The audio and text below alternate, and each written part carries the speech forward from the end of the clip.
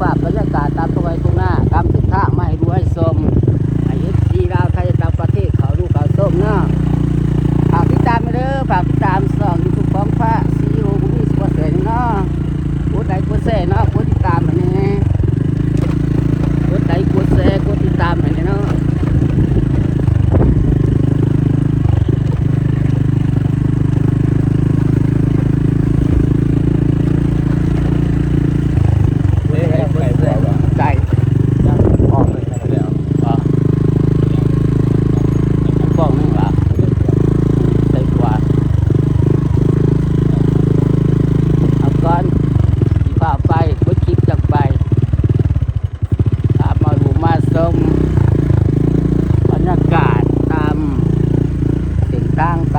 ตามเพื่อนนะนี่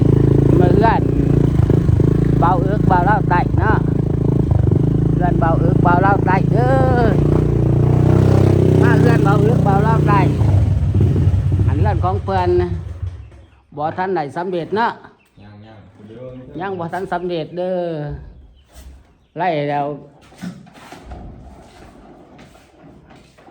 90%เนาะคิดเป็นเปอร์เซ็นต์นี่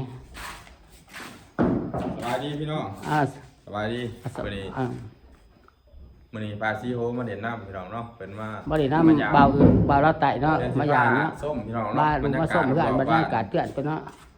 สิพามาดูว่าส้มมาเบิ่งนะเบิ่งน้ำกันเนาะเบิ่งน้ำกันเนาะ FC ลาวไทยต่างประเทศเขาดูเขาส้มส่อง YouTube ของพระซีโฮบุญมีศรีประเสริฐเนาะฝากติดตามได้เด้อฝากติดตามเปิดในเด้อฝากติดตามส่อง YouTube ของพระศรีโหบุญนี่10%เนาะสวัสดีสร้างสวัสดีเฮ็ดบัวบ่นี่ใช้บัวว่ะติดบัวว่ะติดบัวสร้างเพิ่นกำลังติดบัวเนาะกำลังติดบัวสร้างเพิ่นกำลังติดบัวเด้อสร้างเบาสีเนาะสร้างเองเนาะเดี๋ยวก็ไปปักซ่องไปจะถ่ายหม้อบายบ่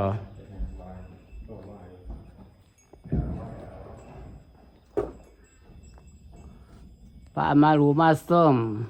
บรรยากาศเทื่อนของเบาอึกเบาเราไต่เนาะบ่ได้มาในรถเลยเนาะบ่ได้มารุ่นนี่เด้บ่ได้มาเป็นเรือนใดเขาเรือนเขาเรือนเนี่ยบ่ได้มาหาเบาอึกเบาเราไต่เนาะแต่เดือน7พุ่นเนาะแต่เดือน7พุ่นก็เดือน8เดือน9บ่ได้มารุ่นดาเดือนพี่น้องเพื่อนนี่แล้วดอกใส่บัวใส่นั่นเพื่อนผลงามได้เพื่อนเบาเราไต่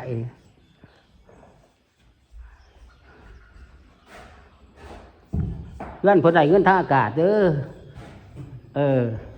เป็นทางอากาศเป็นขายเขาเงินขายเขาแน่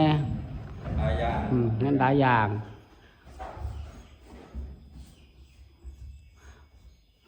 ฝากติดตามช่อง YouTube ของพระศรีโหบุญมี10%เด้ออะไรพลาดมาไว้เนาะสิพาเบิ่งวิวเนาะตามตรงไหนตรงหน้าวิวงามภาพสวยๆเนาะวิวงามๆเนาะได้ปลามาดูมาส้มวิวตามตรงไหนตรงหน้าทางไปบ้านหัวผู้บอลหัวผู้ได้แบบนั้นเนาะไม่ได้หัวผู้แล้วปลามาดูมาส้มเป็นมาก็ได้แบบเปล่าใช่หรอนี่เป็นมาก็ได้ยังของเราเนาะเปล่าเตี๋ยดิหน้าเบาเอิกเบาเราไต่เนาะ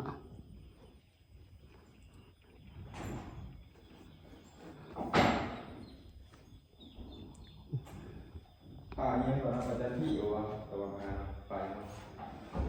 ดีดีจันดีใหญ่คอยแล้วcũng có cũng kêu sẵn sàng các bù các bạn đâu các thôi nói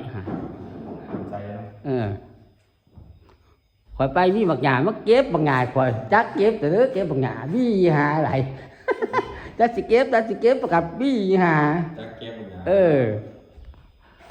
ฝากติดตามช่อง YouTube ของพระศรีโหบุญมี10%เด้อกดไลค์กดแชร์เนาะ FC ลาวไทยต่างประเทศแต่เขาดูเข้าชมช่อง YouTube ของพระศรีโหบุญมี10%แน่ เป็นกำลังใจให้พระสีโหบุญนี่10%เด้อ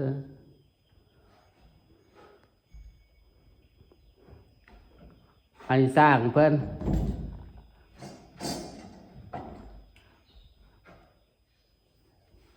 ฝากกดไลค์กดแชร์กดติดตาม ฝากกดไลค์กดแชร์กดติดตามให้เด้อ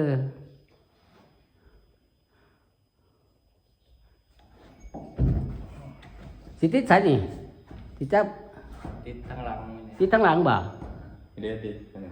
ผมก็บอกกันต่อจังเห็น หรือว่าจะขึ้นอยู่ว่าแต่ บ่ขึ้นย้อยตก โอ้ใส่พลังเหรอ ท่านภาพบรรยากาศเนาะ เนี่ย ส้มวิวตามตรงให้ตรงหน้าโอ้ยจบงามหลาย บัวเดียว ของตอนแดงบ้าน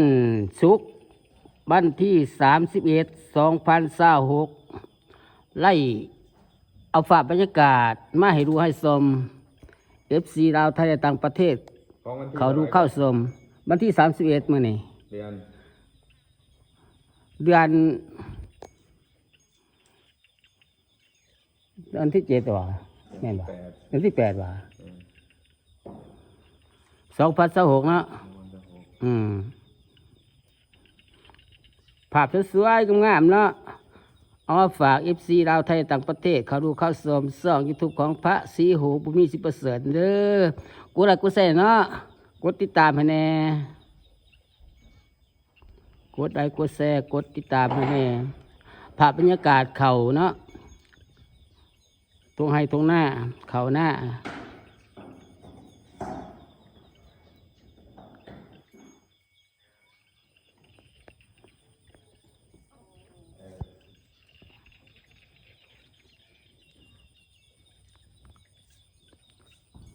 คลิปนี้กับพาสู่โคราชไปก่อน บ๊ายบาย